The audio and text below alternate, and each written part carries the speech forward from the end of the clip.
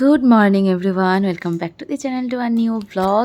আজকের ব্লগটা একটু স্পেশাল আমার জন্য, কারণ আজকের ব্লগে একটা নতুন খবর দেওয়ার আছে।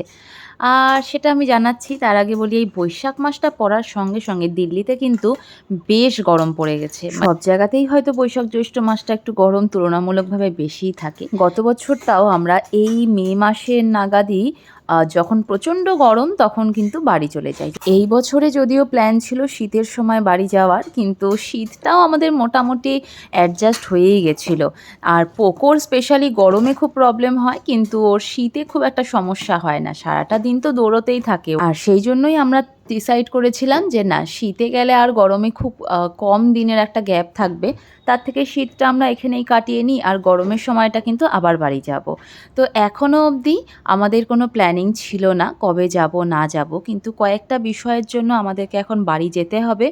আর সেটা হলো প্রথমত প্রিয়ানের পাসপোর্ট বানাতে হবে, আর দ্বিতীয়ত ওর হাতেখড়ি দিতে হবে। এই বছর সরস্বতী পুজোতেই ইচ্ছে ছিল হাতেখড়িটা দেওয়ার, কিন্তু নানান রকম কারণে আর হয়ে ওঠেনি। আর এই দিল্লিতে না আমাদের কালচারের বিষয়গুলো খুব একটা বেশি এখানে আমি দেখি না। যেমন হাতেখড়িটা বাঙালিদের, আমি যতদূর জানি এখানে বাঙালি পুরোহিত কোথায় খুঁজে বেড়াবো।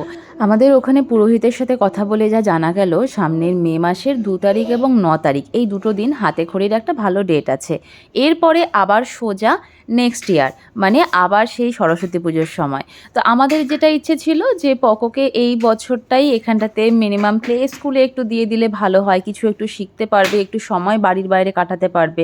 কারণ এখানে তো থাকলে ওই 4 দেওয়ালের মধ্যেই সারাটা দিন বদ্ধ থাকে। তো যেতে যখন হবেই পাসপোর্টের জন্য, তো একইবারে না হয় দুটো কাজই আমরা করে আসব। তো দেখা যাক এখনও কি হয়। আর সেটা নিয়েই কিন্তু আমাদের আজকের গুড নিউজটা আছে।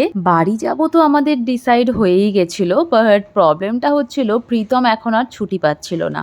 এই দুদিন আগেই ব্যাঙ্গালোর থেকে ঘুরে এলো, তারপরে আর এখন ওদের টার্মিনাল চেঞ্জ হয়ে গেছে, তো সব মিলে এখন ছুটিটা ভীষণ প্রবলেম। আর ওই উইক অফের 2 দিন গিয়ে ছুটিতে দিয়ে আসবে, সেটাতে আবার ও রাজি না। আসলে ওর কথা, এত দিন পর, মানে এত মাস পর, প্রায় 9 থেকে 10 মাস পর আমরা বাড়ি যাব, তো ওই 2 দিনের ছুটিতে যাওয়া আসাতেই লেগে যাবে, তাহলে আর বাড়িতে কি থাকবো। তো সুতরাং ও যখনই যাবে না কেন একটু বেশি দিনের ছুটি নিয়েই যাবে, যাতে কিছুটা দিন থাকতে পারে। তো ও ছুটি পাবে না দেখে আমাকে বলেছিল আমি যেন প্রিয়ানকে নিয়ে চলে যাই, আর ফেরার সময় ও আমাদের গিয়ে নিয়ে আসবে, কারণ মিনিমাম 2 মাস তো আমরা থাকবোই গেলে, আর ততদিনে ওর ছুটিটাও এখান থেকে অ্যাপ্রুভ হয়ে যাবে। কিন্তু বিষয়টা হলো, এবার আমি যে বাড়ি যাব তাতে আমার অনেকটা বেশি লাগেজ হবে, কারণ প্রিয়ানের সমস্ত জিনিস, আমার সমস্ত জিনিস, আর 2 মাসের জন্য গেলে যা হয় আর কি। তো এতগুলো লাগেজ, তারপরে প্রিয়ানের এই চরম দুষ্টুমি, তো একসাথে এত কিছু সামাল দেওয়া একার পক্ষে খুব বেশি একটু আমার মনে হলো রিস্কি হয়ে যাবে, মাঝ রাস্তায় না হলে নেমেই যেতে হবে আমাদের। তাই জন্য আমি ওই রিস্কটাও নিতে পারছিলাম না। এবার সব দিক চিন্তা ভাবনা করে আমরা কিছুই ডিসাইড করে উঠতে পারছিলাম না যে তাহলে যাওয়ার উপায়টা কি হবে। না তো প্রীতম যেতে পারবে, না তো আমি একা যেতে পারবো। তারই মাঝখানেই একটু প্ল্যানের চেঞ্জেস হলো। মা ফোন করে বলল যে পকোকে অনেক দিন ধরে দেখছে না, তো সুতরাং পকোকে দেখার খুব ইচ্ছে হচ্ছে। হয় আমরা যাব, আর না হলে বাবা মা আসবে পকোকে দেখার জন্য, মানে আমাদের সাথে দেখা করার জন্য। তো আমাদের ওটাই ডিসাইড হয়েছিল যে আমরা এখন আর যাব না, তাহলে বাবা মাই এসে ঘুরে যাক। কিন্তু ওই যে হঠাৎ করেই আবারও প্ল্যানের কিছুটা চেঞ্জ হয়, যে বাবা আর আসবে না, মা একাই আসবে। কারণ এক তো এখানে প্রচণ্ড গরম, আর দ্বিতীয়ত বাড়িটা থাকবে ফাঁকা এতদিনের জন্য। আবার বাবা বলছে যে এখানটাতে জলের সমস্যা, আর বাবা মা দুজনেরই, আমাদের ওখানে যেহেতু কখনো জল নিয়ে কোনো সমস্যা ফেস করতে হয় না, তো ওই আমাদের যেটা অভ্যেস হয়ে গেছে এখানে আসার পরে এই গত 1 বছরে, যে জলটা একটু কমভাবে ইউজ করা বা ওই মেপে মেপে চলা, সেই জিনিসটা একটু আমাদের ওয়েস্ট বেঙ্গলের লোকেদের জন্য সমস্যারই। তো যাই হোক, সব দিক চিন্তাভাবনা করে বাবা বলল যে শুধু মাই আসবে।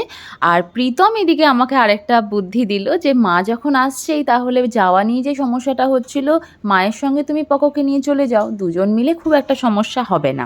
তো আজকের আমাদের গুড নিউজটা এটাই ছিল যে প্রথমত মা আসছে আমাদের সঙ্গে দেখা করতে, প্রায় 9 মাস পরে মায়ের সঙ্গে দেখা হবে। আর তার সাথে সাথে এখান থেকে মা একা যাবে না, আমরাও যাব বাড়িতে। তো তারপরে তো সবার সাথেই দেখা হবে। পোকোর জন্য ভীষণ ভালো হবে যে খোলামেলা পরিবেশটা পাবে ও আবারও, যেটা ওর এই বয়সের জন্য ভীষণই দরকার। ওর হাতেখড়িটাও হয়ে যাবে, ওর পাসপোর্টটাও আমরা অ্যাপ্লাই করে দেব। আর এবার এসে ওকে আমরা তাহলে স্কুলেও ভর্তি করে দিতে পারবো। কারণ আমাদের বাঙালিদের মধ্যে যে নিয়মটা আছে, বাচ্চাদের হাতেখড়ি না হলে কিন্তু স্কুলে ভর্তি করানো হয় না। তো একদম ঠিক টাইমেই আমরা যাব, যাতে কিনা পুরো কাজটাই আমাদের হয়ে যায়। আর দেখা যাক কবে কি হয় না হয়, সবটাই আমি ব্লগে তো শেয়ার করব। এখনও কোনো কিছুই কনফার্ম হয়নি, মায়ের আসার ডেটটাও এখন অবধি ঠিক হয়নি, কিন্তু ওই মোস্ট প্রবাবলি 1 সপ্তাহ বাদে মায়ের টিকিটটা করা হবে। আর আমাদের তার 1 সপ্তাহ বাদে যাওয়ার টিকিট হবে। আর প্রীতম গিয়ে ঠিক 2 মাস বা 2.5 মাসের মাথায় আমাদেরকে নিয়ে আসবে। তো যাই হোক, এই গল্প করতে করতে আমার কিন্তু সকালের প্রায় সব কাজটাই হয়ে গেল।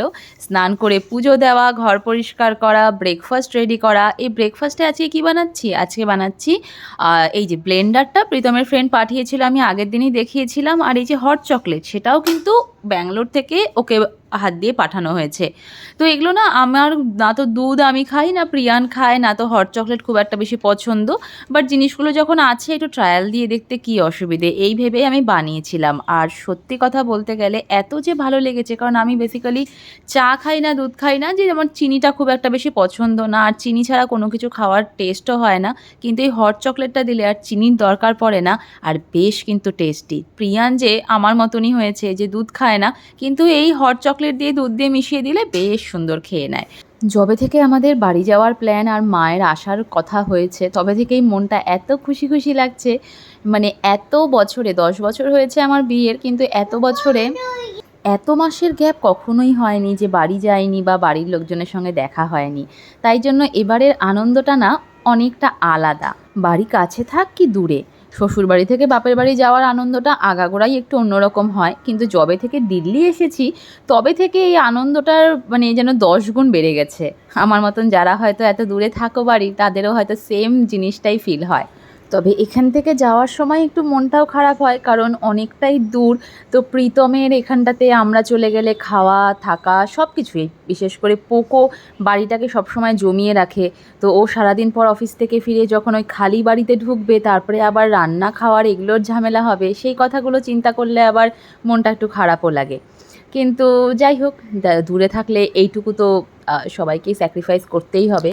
কারণ প্রীতমের বাড়ি ছেড়ে দূরে থাকার অভ্যেস আগাগোড়াই। আমার বিয়ের আগেও ওর কেরিয়ার শুরু হয়েছিল ব্যাঙ্গালোর থেকে, তো বহু বছরও বাড়ির বাইরে থেকেছে, এবং বিয়ের পরেও আবারও ব্যাঙ্গালোর, গোয়া, ইন্দোর নানান জায়গায়ও ঘুরে বেরিয়েছে। আমরা তখন আলাদাই থাকতাম। কিন্তু এখন ওই পোকো হওয়ার পর থেকে না বিষয়গুলো সব যেন বদলে গেছে। ওর থাকা না থাকাটা অনেকটা বেশি ম্যাটার করে। যাই হোক, আমরা যখন ওই 2 মাস বা 3 মাস বাড়িতে থেকে এখানে আসি, তখন আবার বাড়ির লোকজনের অবস্থা খুব খারাপ হয়ে যায়। বহু দিন লেগে যায় পোকোর এখানে এসে নিজেকে অ্যাডজাস্ট করতে। আবার বাড়িতেও প্রত্যেকটা মানুষের ভীষণ মন খারাপ হয়, কারণ যতদিনও কথা বলতে পারতো না ততদিন পর্যন্ত একটু অন্যরকম ছিল, বাট এখনও এত কথা বলে। এবার কলকাতা থেকে ফেরার সময় বাপি মায়েরও প্রচণ্ড মনটা খারাপ ছিল। আর এই প্রথম দেখলাম নাতিকে ছেড়ে যাওয়ার সময় ঠাম্মি আর নিজেকে কন্ট্রোল করতে পারেনি। সেই এয়ারপোর্ট ভর্তি লোকজনের সামনেই কিন্তু আমাদের ওখানে একটা ইমোশনাল সিন চলেছিল, যেটা আমি ব্লগেও শেয়ার করেছিলাম। তো যাই হোক, এই গল্প করতে করতে আর আমাদের সমস্ত আপডেট দিতে দিতে আমার কিন্তু ব্রেকফাস্ট এখানটাতে রেডি। এখন আমরা 3 জনে মিলে একসাথে বসে ব্রেকফাস্ট করব, যেটা আমাদের এই প্রীতম অফিস যাওয়ার আগে সবথেকে স্পেশাল একটা মুহূর্ত। তারপরে সারাদিনের জন্য আমরা মা ছেলে একা একা ঘরে সময় কাটাই। তো আজকের ব্লগটা এতটুকুই, আমি এখানটাতেই এন্ড করছি। এরপরে যারা আমাকে খুব বেশি বারবার কমেন্ট করো যে আমাদের বাড়ির ব্লগগুলো তোমরা সবাই মিস করছো, বাড়ির লোকজনদেরকে মিস করছো, তো তাদের জন্য এটা গুড নিউজ। আশা করি যে আবারও খুব তাড়াতাড়ি একটু ডিফারেন্ট ব্লগ আসতে চলেছে বাড়ির লোকজনের সাথে। তো সবার ভালো লাগবে, আমাদেরও একটু চেঞ্জেস আসবে। তো চলো, আজকের মতন এখানটাতেই টাটা। দেখা হচ্ছে নেক্সট ব্লগে নতুন একটা দিনের সঙ্গে, নতুন একটা ব্লগের সঙ্গে। টিল দেন টাটা। সবাই খুব ভালো থেকো, আনন্দে থেকো, সাবধানে থেকো।